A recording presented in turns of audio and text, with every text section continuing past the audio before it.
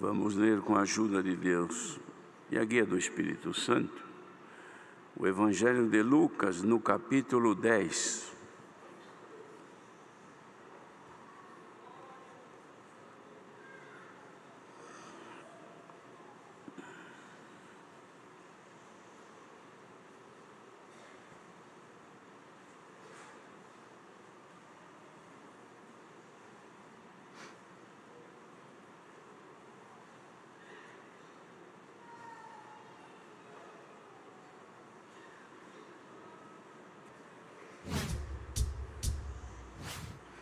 Vamos ler então com a ajuda de Deus.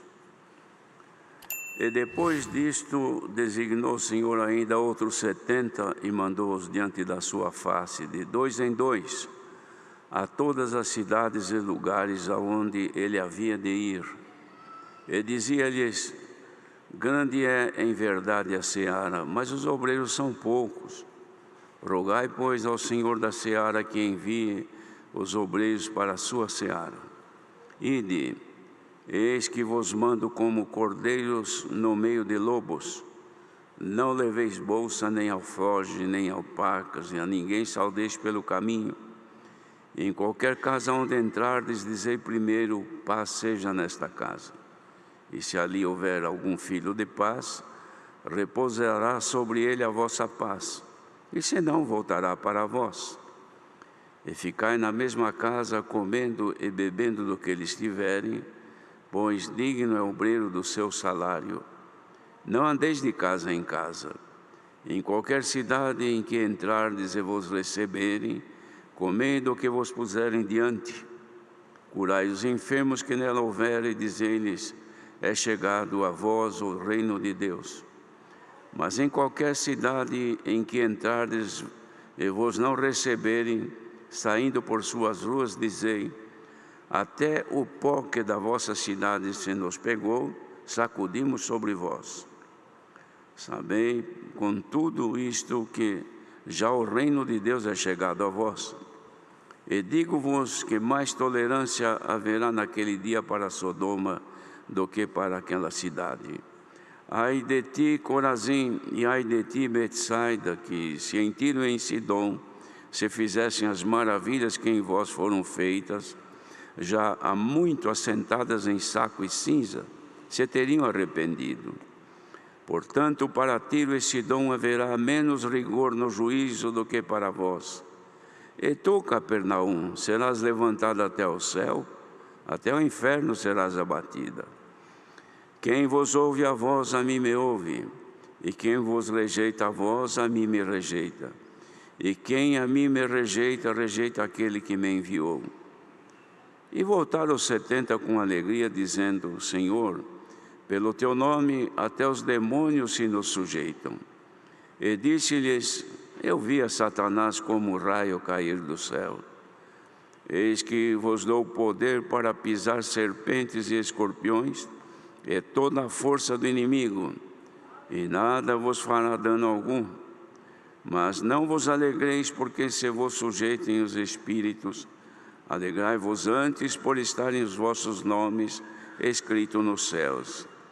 Naquela mesma hora se alegrou Jesus no Espírito Santo e disse: graças te dou, ó Pai, Senhor do céu e da terra, que escondeste estas coisas aos sábios e inteligentes e as revelaste às criancinhas.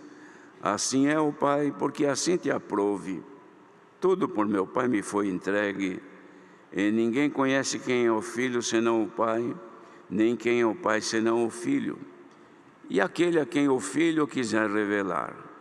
E voltando para os discípulos, disse-lhes em particular: bem-aventurados os olhos que veem o que vós vedes, porque vos digo que muitos profetas e reis desejaram ver o que vós vedes e não viram, e ouviram o que ouvis e não o ouviram. Até aqui somente.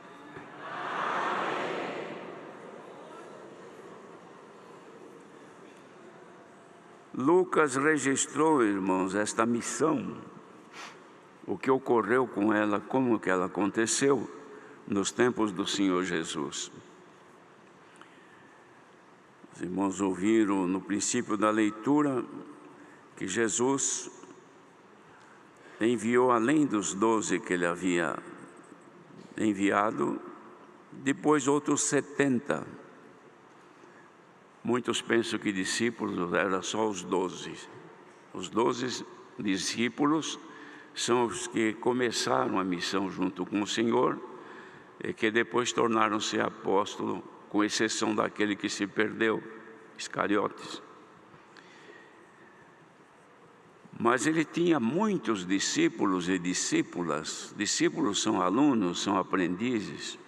E o Senhor tinha vários que o acompanhavam, pois haviam crido por causa das maravilhas que operavam. E de fato creram no Senhor, tornando-se discípulos dele.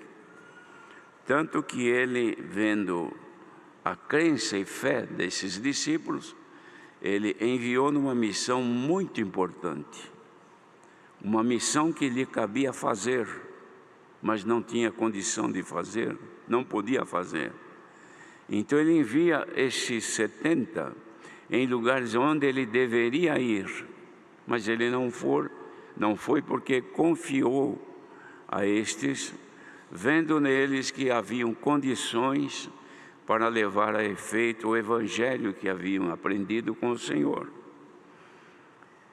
E naturalmente deu a eles poder para eles operarem maravilhas e milagres por onde passassem, e descreveu também como agir, como fazer, como anunciar este caminho santo, ou esta bendita graça.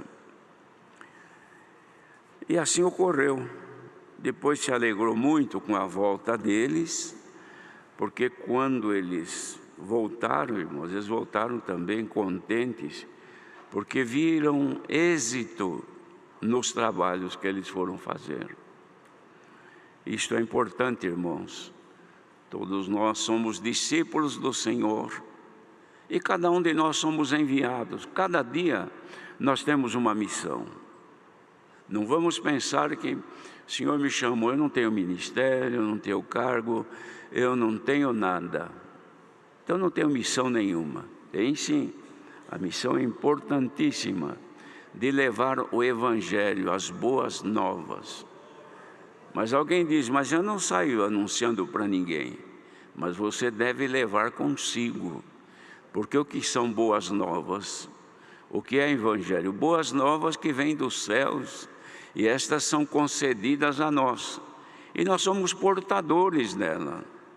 Nós somos como os irmãos, vejam hoje tem esse pessoal que trabalha com moto, que fazem entrega. Uns fazem entrega de documentos, outros fazem entregas emergenciais de coisas que devem ser remédios, não é? A pessoa compra remédio e o vendedor manda o motoqueiro entregar, e ele sai por esse mundo afora. Outros levam alimentos. Então, o dia inteiro, gente correndo para todo lado, levando, buscando, assim por diante. O povo de Deus, os discípulos de Deus, também são portadores do Evangelho de Cristo. Por onde andam, levam o Evangelho. Mas eu não falo nada. O Evangelho, o anúncio dele não é só verbal, não é só falado. É no nosso viver, na nossa forma de ser, de conduzir. A pessoa que anda por este mundo, que é fiel a Deus, não precisa sair e dizer, eu sou crente, hein? Eu fui batizado, eu recebi o Espírito Santo. Não precisa falar nada disso, porque os sinais de Deus devem estar em todo o nosso viver. Não é assim, irmãos? Então, por onde anda, às vezes está, aquele lá é irmão, aquela lá parece que é irmão. Se bem que hoje não está fácil também, visivelmente, para qualquer irmã dizer que é irmã, porque às vezes o aspecto externo não caracteriza uma mulher fiel a Deus, porque o que está por fora não está agradando. Mas o que agrada a Deus é o que está por dentro. Isto é claro que por fora precisa agradar também, porque da abundância do coração disso fala a boca. Coração cheio daquilo que é de Deus, o corpo também demonstra, não é? Então não precisa sair contando, olha, eu sou crente, hein? Eu me batizei em tal lugar. Não precisa falar nada disso. As pessoas vão vendo que tu és um portador, uma portadora de boas novas, Evangelho de Jesus Cristo. É claro que o Senhor também, além disto, Ele dá dons de evangelizar, que é alguma coisa um pouquinho mais que isto. Pessoas que o Senhor lhe dá o dom de evangelizar, irmãos, é o que Ele deu para estes 70 aqui, o Senhor Jesus deu aos 70. Então, poder para fazer coisas. Então, o evangelista, aquele que o Senhor lhe dá o dom de evangelizar, irmãos, às vezes a pessoa que não conhece a graça, ouviu falar da palavra já de muitas maneiras. Às vezes até a família é crente e um não é crente, não quer nem saber, nem gosta.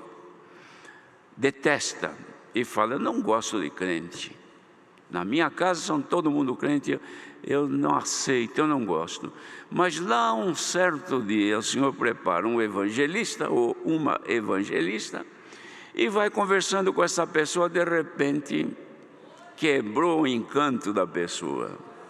Por quê? Porque o dom de evangelizar está na pessoa, levando o evangelho. Estes aqui saíram assim, irmãos, revestidos dos dons. Por quê? Por que foram revestidos? Porque eles foram em lugares onde Jesus havia de ir. Ora, aí se vê também, irmãos, que o Senhor Jesus não era egoísta. Porque tem pessoas que têm o egoísmo em si, falando isso aí, compete a mim, comigo, eu que devo fazer. Eu que mando, eu que faço. Em mim está a responsabilidade.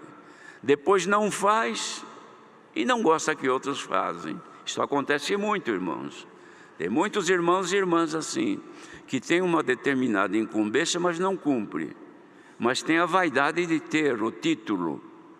Não faz, mas quando aparece alguém que vai fazer até melhor do que ela acha ruim. Ele reprova, ele quer impedir. Jesus não foi assim não, irmãos. Ele esperou quando chegaram os 70, se juntaram todos. Ele foi para ouvir, olha, vocês contem agora como foi a vossa missão. Aí cada um começou a contar o que aconteceu. E algum deles disse, Senhor, nós víamos,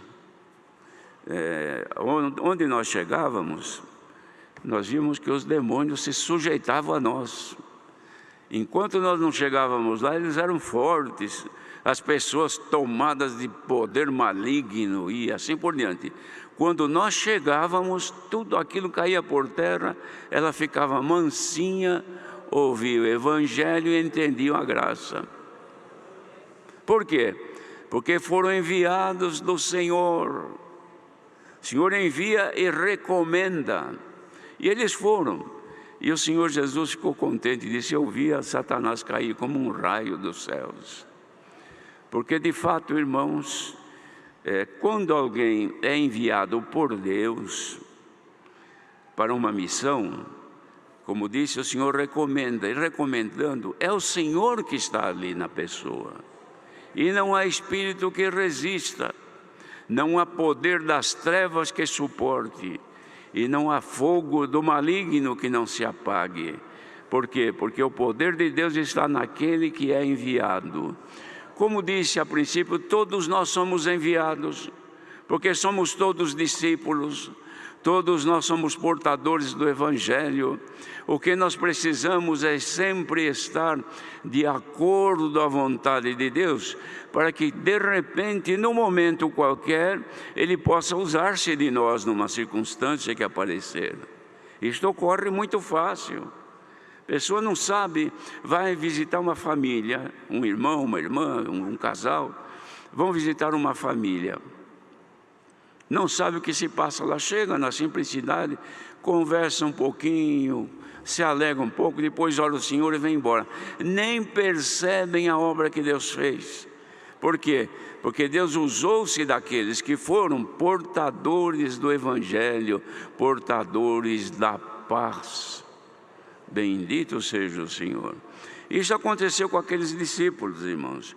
E o Senhor Jesus ficou tão contente porque tinha dado poder para eles pisar as serpentes e escorpiões, que são espíritos malignos, e toda a força do inimigo, e essas não fazer-lhes dano nenhum.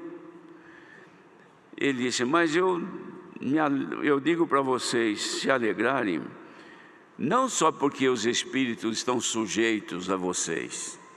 Vocês ficaram contentes, mas não é só por isso não. Vocês devem se alegrar muito mais, porque os vossos nomes estão escritos nos céus.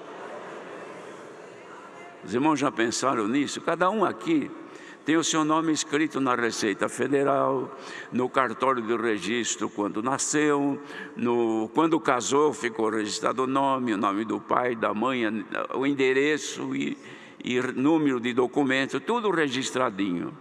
Mas sabemos, irmãos, que muito mais do que isto, porque tem o seguinte: se pega fogo num cartório de registro de nascimento, a nossa origem vai embora.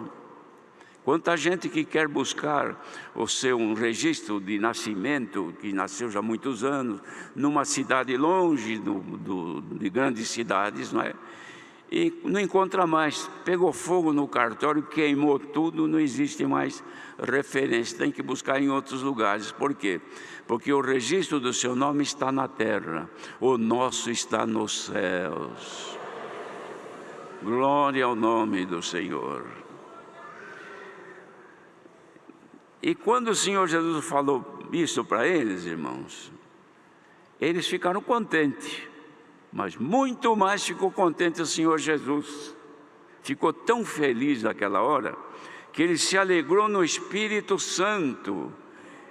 E disse: graças te dou, ó Pai, Senhor dos céus e da terra, que escondeste estas coisas aos sábios e entendidos, aos grandes deste mundo, aos maiorais desta terra. Eles não sabem disto, mas revelaste isto às criancinhas. E assim é, ó Pai, porque assim te aprove, assim foi da tua vontade. Isto aqui, irmãos, que foi revelado a nós, foi por Deus. É Deus quem nos revela que nosso nome está registrado nos céus. Aí ele fala: tudo por meu Pai me foi entregue. Ninguém conhece o Filho senão o Pai, nem o Pai senão o Filho. E agora vem um detalhe: e a quem o Filho o quiser revelar. E depois disse aos discípulos: olha, vocês são bem-aventurados por estar me vendo aqui com vocês, porque muitos reis, profetas e tantos outros importantes desejaram ver o que vocês estão vendo e não viram, e ouvir o que vocês estão ouvindo e não ouviram. Esta bem-aventurança, irmãos, nos alcança nesta manhã. Quantos do passado do tempo, irmãos, dos profetas, gostariam de ver se existia na terra um povo que fosse um povo cujo nome estivesse escrito nos céus, um povo que se dedicasse em agradar a Deus, um povo que conhecesse a Deus na figura do Filho que era prometido e eles não alcançaram. Eles profetizavam da vinda de Jesus.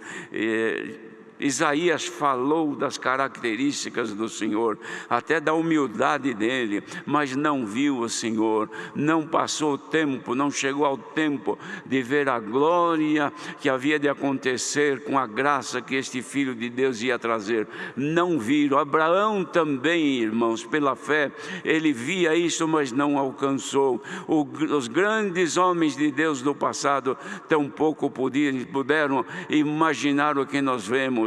Hoje estamos aqui, irmãos, cumprindo o que Deus falou. Em Cristo estamos unidos, família de Jesus Cristo. Nosso irmão mais velho veio dos céus, desceu a esta terra, deixou a glória de Deus e veio a este mundo sofrer para resgatar, para tirar da condenação eterna, do inferno que era o destino de todos nós. Tirou, irmãos, nos trouxe, nos perdoou, nos lavou, escreveu nosso nome nos céus, e agora nos ajunta aqui e nos está conduzindo para voltar para os céus. Enquanto nós estamos nesta estrada que é a graça, o caminho que é Jesus Cristo, de volta para Deus, estamos olhando os que estão de fora, andando ao nosso encontro, indo para trás, e nós estamos indo para frente, uns andando para baixo e nós estamos subindo para a glória de Deus.